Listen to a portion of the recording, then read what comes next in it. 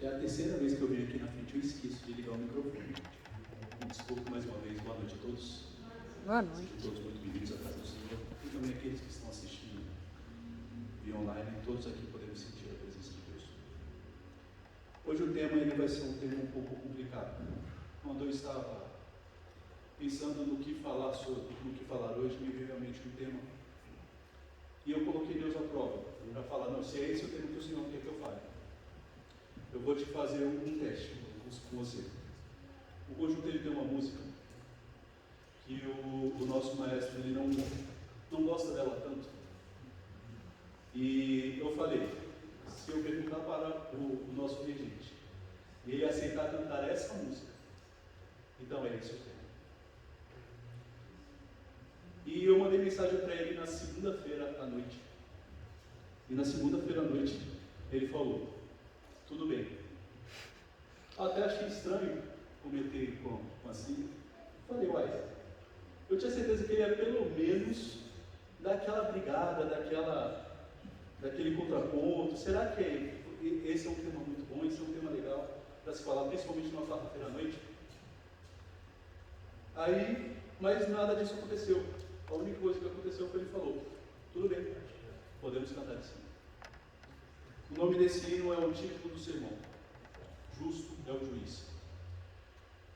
Antes de começar e também de chamar o grupo para cantar, gostaria de analisar com vocês uma coisa. Quando falamos sobre a palavra juízo, quando falamos com vocês sobre a questão da justiça de Deus, isso é algo que te traz paz? Ou isso é algo que te traz um certo temor, um certo medo, um certo receio do que está por vir? Eu não sei qual é a sua resposta, a resposta que você dá no seu coração, mas a maioria das pessoas, quando ouvem essa palavra, a maioria das pessoas sente primeiramente um tremor. A imagem de um Deus tirano, a imagem de um Deus carrasco se torna muito forte. E por causa disso, muitas pessoas quando ouvem isso, já se fecham para a mensagem, já se colocam de uma forma defensiva em relação à mensagem e não aceitam bem o que está por vir. O juízo ele é um tema complicado, de fato ele é um tema complicado, mas apesar do juízo ser um tema complicado, ele é um tema essencial, principalmente para aquele que nós temos.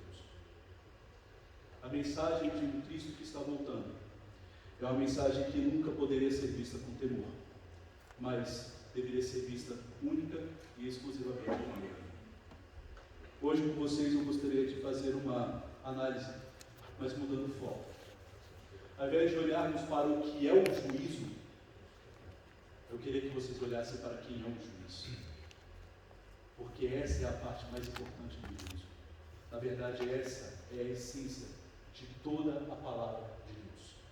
Quem é o juiz? E por que é tão importante vermos quem é o juiz? Antes de dar prosseguimento, gostaria de convidar o grupo.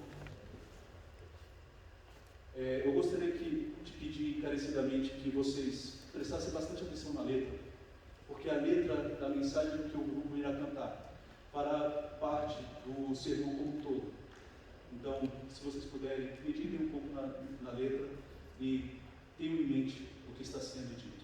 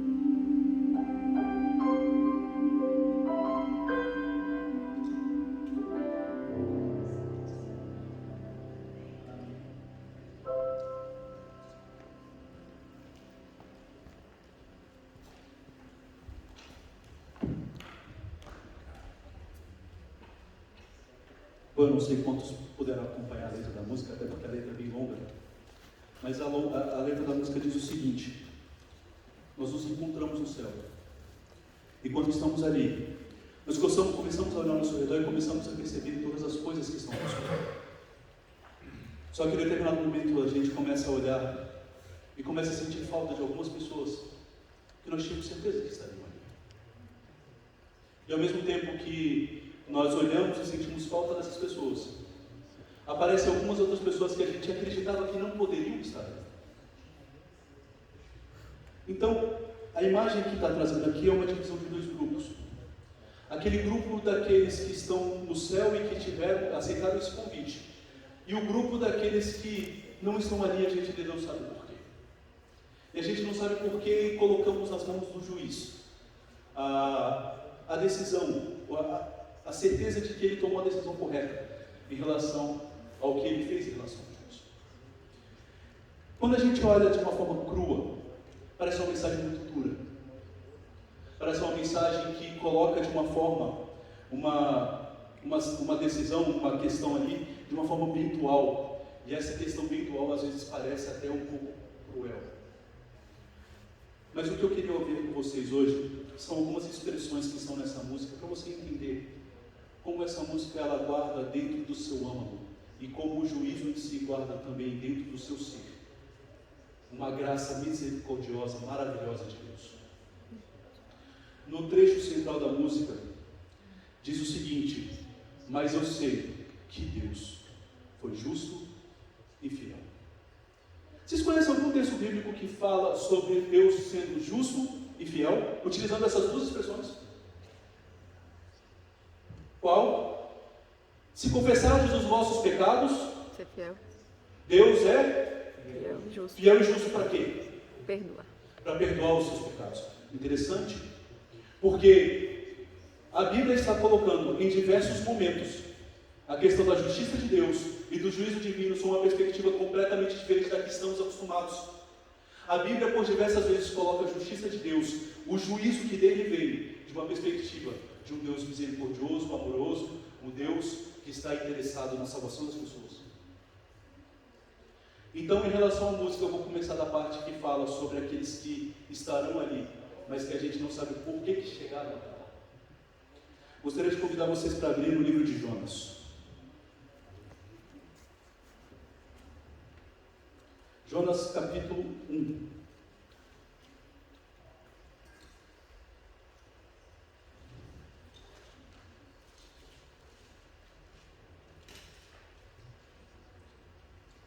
Eu vou fazer uma pequena introdução aqui sobre quem era Jonas e sobre o contexto em que ele vivia. Jonas, ele era um profeta de Deus, a Bíblia claramente fala isso. E como profeta do Senhor, ele viveu num tempo que foi um dos tempos mais difíceis do povo de Israel. Um tempo em que eles eram constantemente invadidos, constantemente destruídos pelos seus inimigos que estavam ali ao redor. E um dos grandes inimigos do povo de Deus era um povo chamado de povo assírio. Nínive, a cidade para a qual vocês conhecem a história, a cidade para a qual Jonas foi chamado para pregar, era uma das principais cidades. Alguns historiadores chegam a dizer que Nínive chegava a ser a capital desse império assírio. Antes de falar quem era o império assírio, eu gostaria de convidar vocês para lerem junto comigo Jonas capítulo 1, a partir do verso 1, e diz o seguinte: veio a palavra do Senhor a Jonas, filho de Amitai, dizendo: dispõe-te, vai-te à grande cidade de Nínive e clama contra ela, porque a sua malícia subiu até mim. Antes de continuar, essa expressão, porque a sua maldade, a sua malícia chegou até mim, vocês viram em algum outro momento na Bíblia? Sabe quando isso acontece? Quando Deus vai falar para Abraão sobre duas grandes cidades que ele iria destruir: Sodoma e Gomorra. Deus fala que a maldade de Sodoma e Gomorra tinha chegado até ele e que destruiria aquelas duas grandes cidades. Então o contexto de Nínive, biblicamente falando, é um contexto quase igual ao contexto de Sodoma. Tudo bem? Vamos seguir em frente? Verso 3: Jonas se dispôs, mas para fugir da presença do Senhor, para Tarsis. E tendo descido a Jope, achou um navio que ia para Tarsis, pagou por sua passagem e embarcou nele para ir com eles para Tarsis, para longe da presença do Senhor.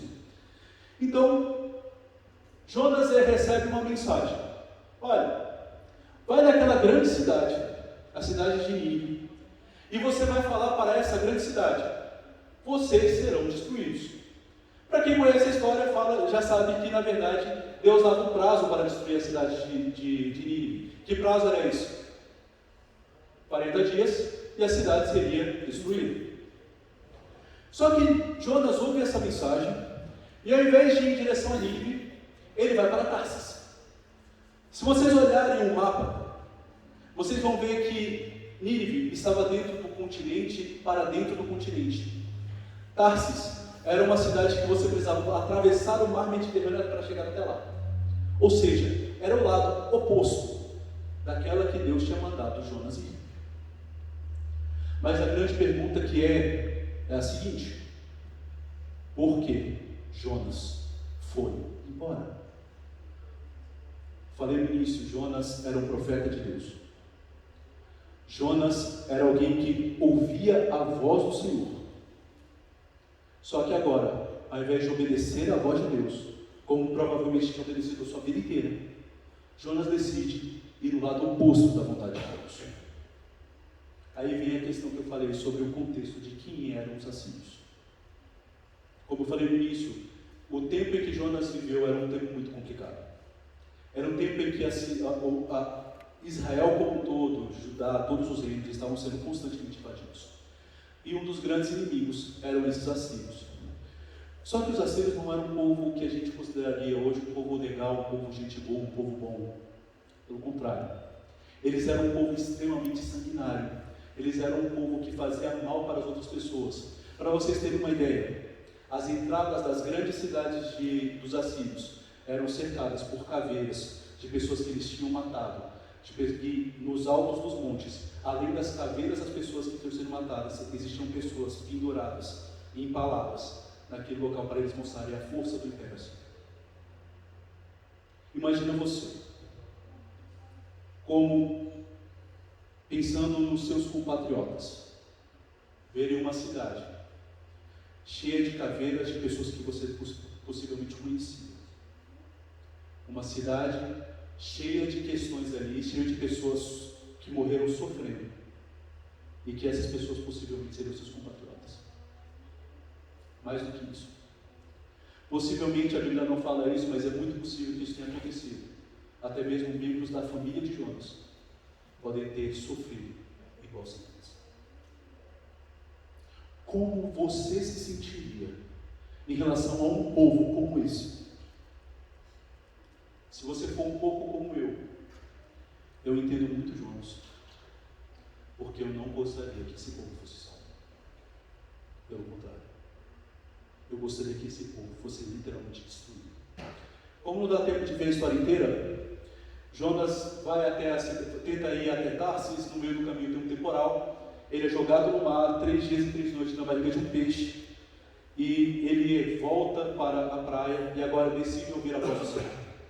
E quando ele ouve a voz do Senhor, a cidade precisava de vários dias para ser percorrida, só que ao invés de Jonas passar pela cidade andando, falando sobre aquela questão, ele passa a cidade correndo, para que terminasse logo sua mensagem e dissesse: a cidade será destruída.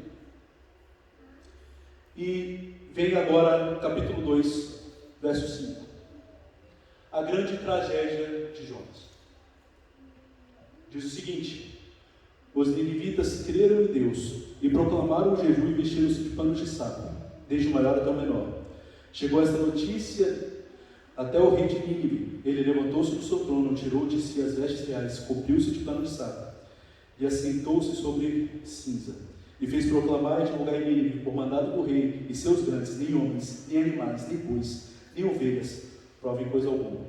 Nem os levem ao passo, nem bebam algo, mas sejam cobertos de pano de saco, tanto os homens como os animais, e clamarão fortemente a Deus, e se converterão cada um do seu mau caminho e da violência que há nas suas mãos. Quem sabe se voltará a Deus e se arrependerá, e se apartará do furor da sua ira, de sorte que não pereçamos. Viu Deus o que fizeram, como se converteram do seu mau caminho, e Deus se arrependeu do mal que tinha dito que lhes faria, e não fez. A grande tragédia de Jonas foi uma mensagem que deu certo. Como assim? Desde o início eu estou falando aqui que Jonas não queria pregar naquele local, ele não queria pregar naquele local porque ele não queria que aquele povo fosse salvo. Isso fica mais claro no capítulo 4. E ele não queria que aquele povo fosse salvo porque aquele povo era mau. Só que esse texto aqui demonstra claramente o que é o juízo de Deus. Deus, quando clama seu juízo, Ele não está buscando perecer, destruir pessoas.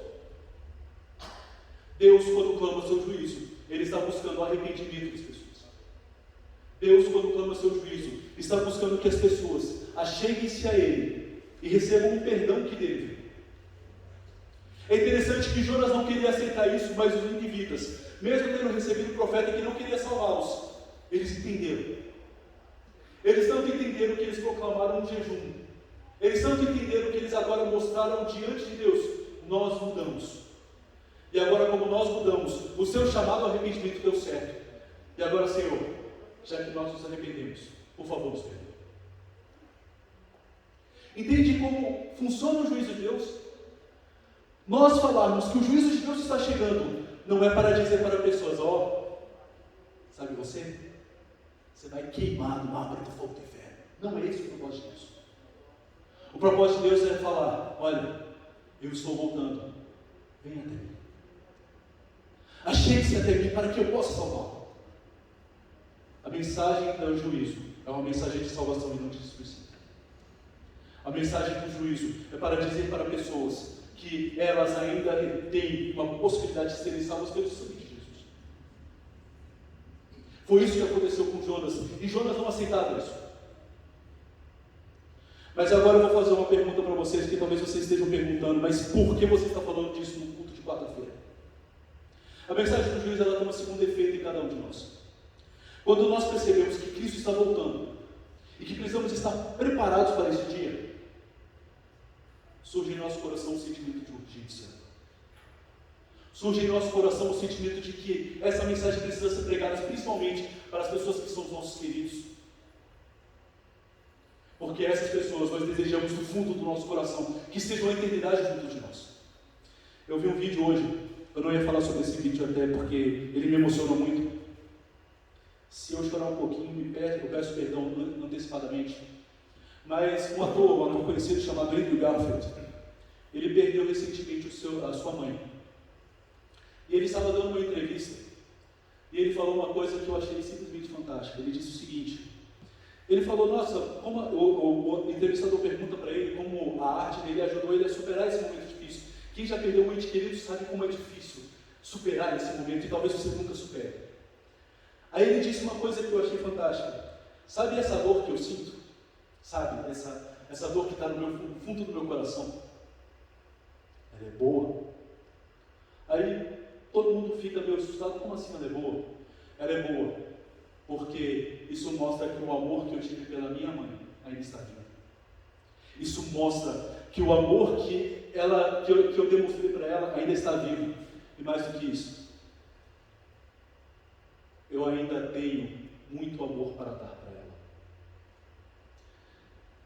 E ele termina dizendo: nós nunca tivemos tempo, nunca teremos tempo o suficiente para amar as pessoas que estão ao nosso redor. Sabe o que a mensagem do juízo diz para mim e para você? Você vai ter sim. Aquela pessoa tão querida que partiu, que dormiu, você vai ter tempo, ter a eternidade inteira para amar ela, porque só a eternidade é suficiente para você amar o suficiente a alguém. Você vai amar como Deus amou, com o amor eterno te amei, e você vai amar desse jeito, com amor eterno. Essa é a mensagem do juízo, essa é a mensagem da cruz, essa é a mensagem de um Cristo que está voltando. É a mensagem de que você vai poder olhar para os seus queridos e falar: olha, agora eu posso te amar por toda a eternidade. Agora nunca mais eu irei me separar de você e eu poderei ter esse amor profundamente por você. Eu gostaria de ler só mais uma história para vocês. Eu gostaria de abrir em João, capítulo 8. Muitas pessoas conhecem também esse momento da história. É conhecido como a história da mulher adúltera, que diz o seguinte, 8, a partir do verso 1. Jesus, entretanto, foi para o Monte das Oliveiras. De madrugada, voltou novamente para o templo, e todo o povo ia ter com ele, e assentando, os ensinava. Os escribas e fariseus trouxeram à sua presença uma mulher surpreendida em adultério, fazendo-a ficar de pé no meio de todos. Antes de continuar, você consegue ver uma cena de juízo aqui? Ou para você é difícil? Essa era a forma como era feito o juízo para a morte de alguém nos tempos de Jesus. Você colocava o culpado no meio das pessoas, se reuniam ao redor dela os grandes anciãos, as pessoas, os líderes do povo, e na frente dela ficava o sacerdote. Só que ao invés de ter o sacerdote, a única diferença, o sacerdote levita, no caso, tinha Jesus. Então, na verdade, claramente se trata de uma cena de juízo. E aí a gente segue em frente e diz o seguinte: disseram a Jesus: mestre, esta mulher foi apanhada em flagrante adultério. E na lei nos mandou Moisés que tais mulheres sejam apedrejadas. Tu, pois, que dizes? Muitas vezes, quando lemos essa história, nós temos uma perspectiva de condenar alguém e salvar alguém. Como assim? Muitas vezes nós condenamos os escribas e salvamos a mulher, porque foi isso que aparentemente Jesus fez, e outras vezes aqueles homens fizeram isso, condenaram a mulher e salvaram os escribas. Vamos ver qual foi a atitude de Jesus? Então aqui estamos dentro de uma cena de juízo. E nessa cena de juízo, e na lei, verso 6, isto pois diziam, tentando para terem de o que o acusar. Mas Jesus, inclinando-se, escrevia na terra com o dedo. Vamos ver aqui Jesus. Qual foi a atitude de Jesus? Então, abre-se aquela cena de juízo. Uma mulher apanhada em flagrante adultério. Ela era culpada ou inocente? Culpada. Como é que eu sei que ela era culpada? Porque a Bíblia diz isso. Ela foi apanhada em flagrante. Ela era culpada. E a atitude daqueles líderes religiosos de trazer para Jesus, a gente sabe que eles tinham um interesse por trás, mas eu vou deixar esse interesse de lado. Trazê-la para ser julgada, ela estava certa diante da lei ou errada? Errada. Estava certa? A lei dizia exatamente isso. Se uma pessoa for apanhada em flagrante adultério, traga diante do sacerdote e ele julgará se ela deve ser apedrejada até a morte ou não.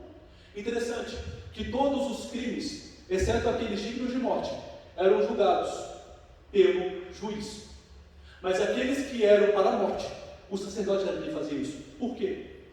Porque era o sacerdote que julgava as pessoas que eram dignas, eram os réis de morte. Porque era uma pena aplicada indiretamente por Deus. Eles entendiam dessa forma.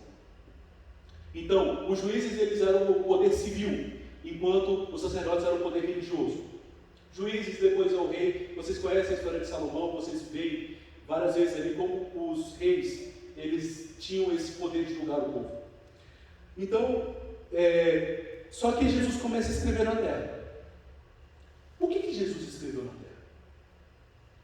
Muitos e grandes estudiosos, Ellen White também fala um pouco sobre o assunto, dizem o seguinte: Jesus começou a escrever os pecados daqueles homens. Agora eu pergunto para vocês: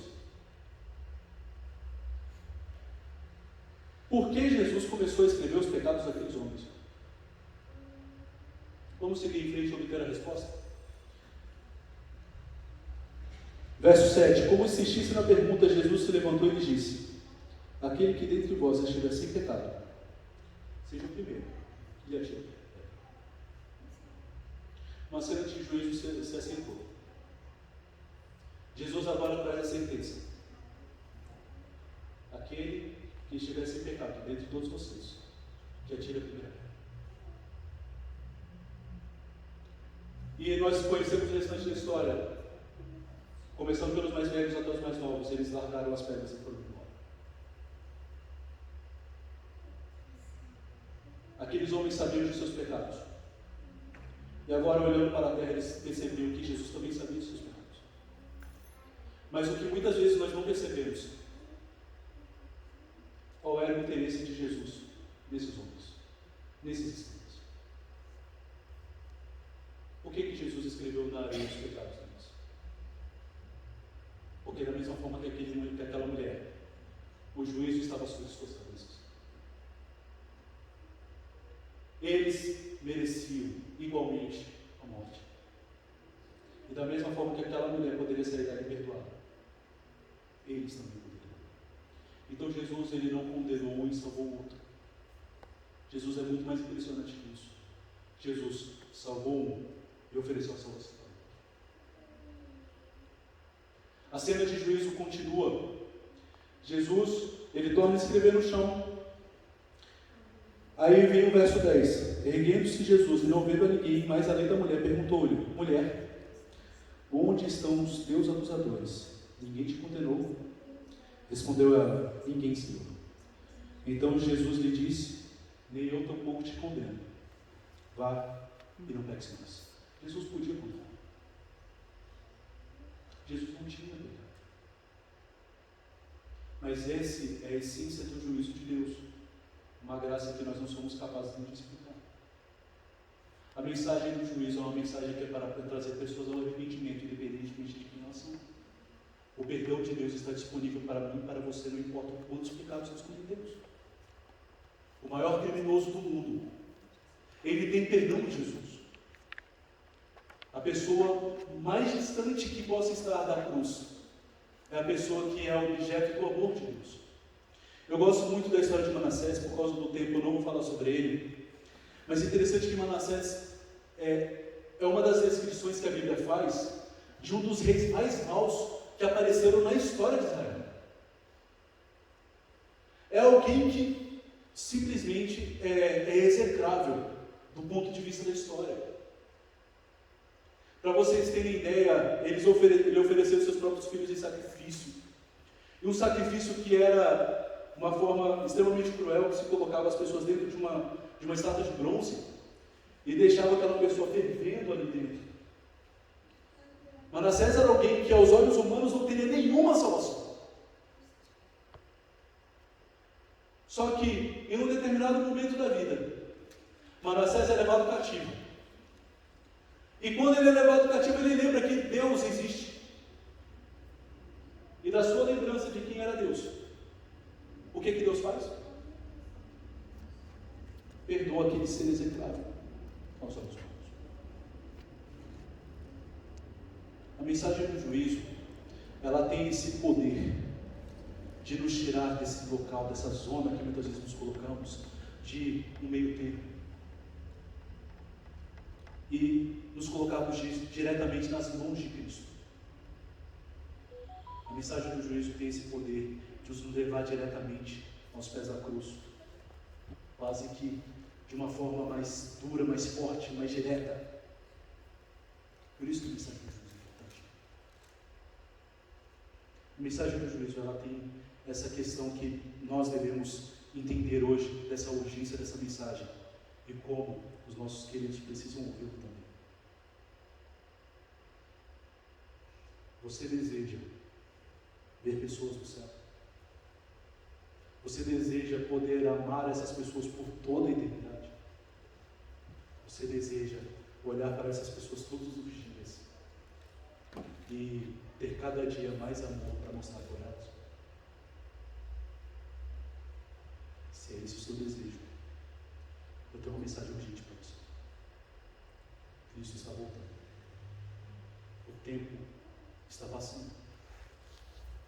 causa disso, eu e você precisamos sair da nossa zona de conforto e começar a trabalhar duramente para que essas pessoas que nós amamos estejam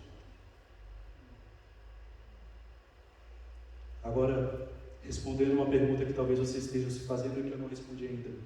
Por que falar sobre isso num culto de quarta-feira? Porque o nosso trabalho é grande e não é fácil. Existe apenas um único poder capaz de nos auxiliar nessa mensagem, capaz de nos auxiliar nesse trabalho tão difícil de trazer pessoas que muitas vezes estão muito insensíveis ao Espírito Santo. A única coisa que pode nos auxiliar nisso é o grande e maravilhoso poder de Deus, capaz de tocar o coração de qualquer um. Foi capaz de salvar Manassés, foi capaz de salvar Saulo, ele é capaz de salvar as pessoas que estão ao seu redor, as pessoas que estão ao meu redor. Então, meu chamado para vocês, igreja, meu chamado para todos que estão presentes, para os que estão em casa, meu chamado para todos, vamos nos unir em oração comigo por causa disso. Salvar pessoas, trazer pessoas para o aprisco, para resgatar pessoas por causa do sangue de Jesus. Fazer com que nossos queridos estejam também naquele lar maravilhoso e que nossos queridos não sejam queridos por um tempo limitado, mas sejam nossos queridos por toda a eternidade. Que nós possamos encontrar essas pessoas durante todos os momentos. Que essas pessoas possam ter a mesma experiência que nós temos na graça de Jesus.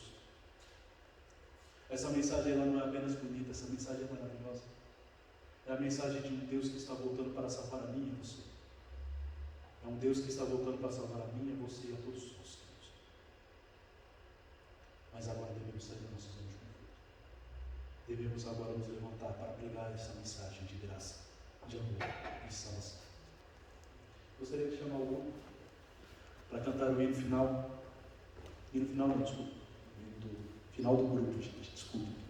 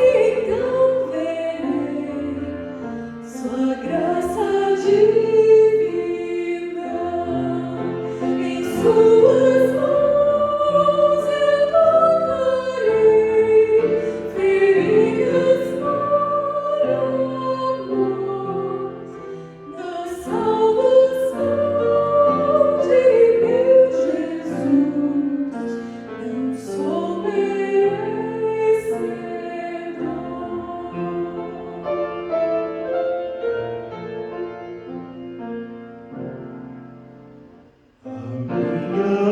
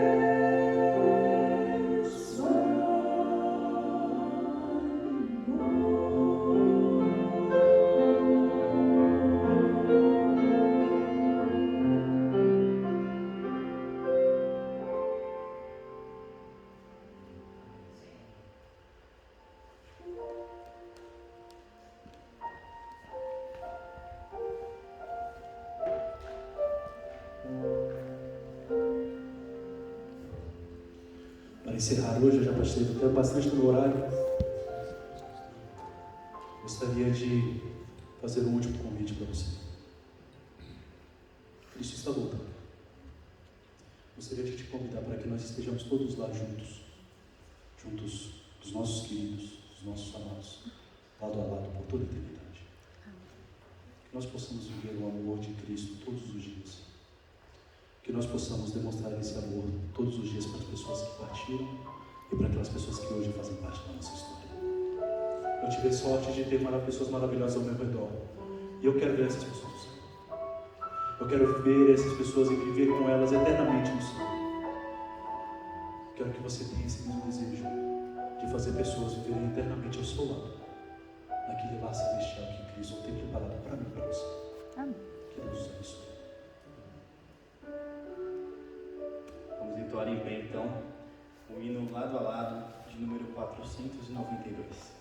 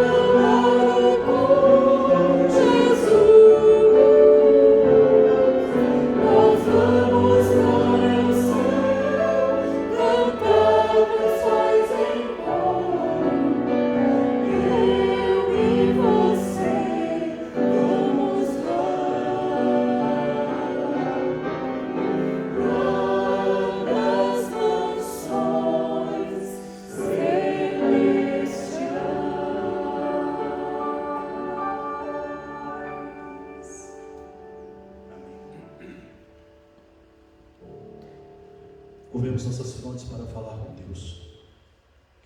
Querido Pai, muito obrigado, Senhor, porque o Teu juízo ele é coberto de uma graça que nós não somos capazes de entender. Obrigado, Senhor, porque Tu nos oferece essa mensagem hoje, para que seja pregada às pessoas que estão ao nosso redor, para vivermos uma eternidade maravilhosa ao lado delas e ao Teu lado. Amém. Que o Senhor nos dê forças, nos dê coragem, nos dê discernimento e sabedoria, para que essas pessoas possam hoje ouvir a Tua mensagem e possam hoje também entenderem o grande amor que o Senhor tem por elas e a salvação que Tu tens reservado para cada uma delas. Amém. Que elas possam entender que há lugar naquele lugar maravilhoso que o Senhor tem preparado para elas. E que nós possamos também estar nós preparados para aquele dia maravilhoso. Obrigado, Pai, por toda essa maravilhosa mensagem que o Senhor tem para cada um de nós. Obrigado, Pai, por ter cuidado de nós até aqui. E agora conduze-nos em Tua santa paz até os nossos lares. Eu te peço e agradeço, Senhor, em nome de Jesus. Amém. Amém.